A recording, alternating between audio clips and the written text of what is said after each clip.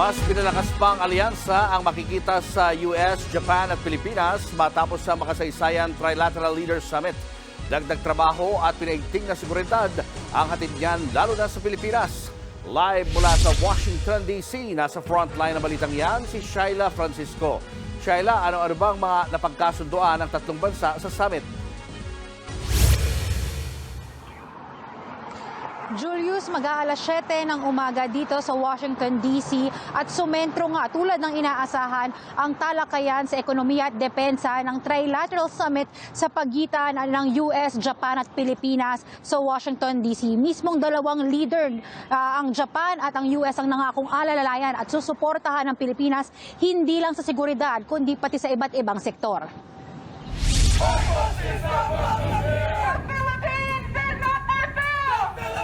Sinalubong ng kilos protesta sa labas ng White House ang pagdalo ni Pangulong Bongbong Marcos sa unang Trilateral Leaders Summit kasamang Amerika at Japan kahapon.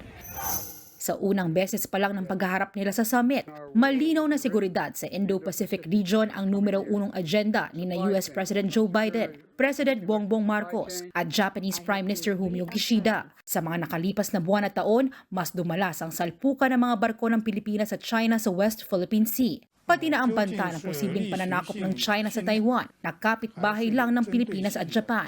Kaya sa Trilateral Summit ng tatlong bansa, personal na tiniyak ni President Biden ang commitment ng Amerika na protekta ng Pilipinas at Japan sa anumang pag-atake. I want to be clear. The United States defense commitments to Japan and to the Philippines are ironclad. They're ironclad. As I've said before, any attack on Philippine aircraft, vessels, or armed forces in the South China Sea would invoke our Mutual Defense Treaty.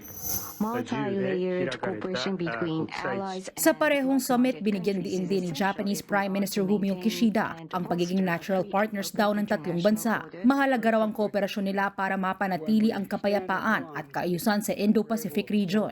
Kaya sa inilabas nilang joint statement, sinabi ng tatlong bansa na nababahala sila sa patuloy na agresibo at mapanganib na aktibidad ng China sa South China Sea. Nag-aalala rin daw sila sa patuloy na reclamation ng China sa mga pinag-aagawang teritoryo.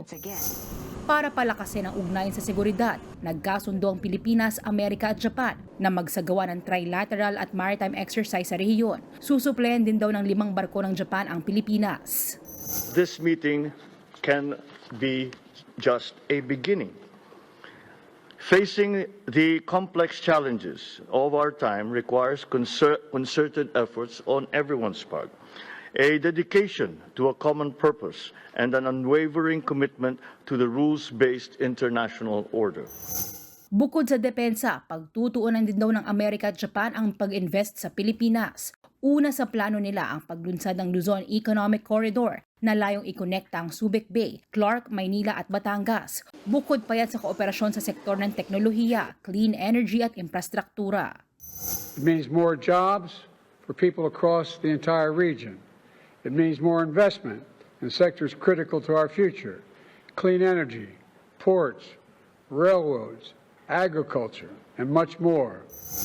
Kahit naman nagsama-sama, tila hindi nagpasindak sa tatlo ang China. Ayon sa Chinese Embassy, wala sa posisyon ng Amerika na makisawsaw sa issue ng China at Pilipinas sa West Philippine Sea. Hindi rin daw sila natatakot kahit may mutual defense treaty ang Pilipinas at Amerika. Maraming salamat, Shaila Francisco. Mga kapatid, Lucy Cruz Valdez po, maging maalam at may pakialam sa mga napapanahong balita sa bansa. Tumutok at mag-subscribe sa News 5 social media pages.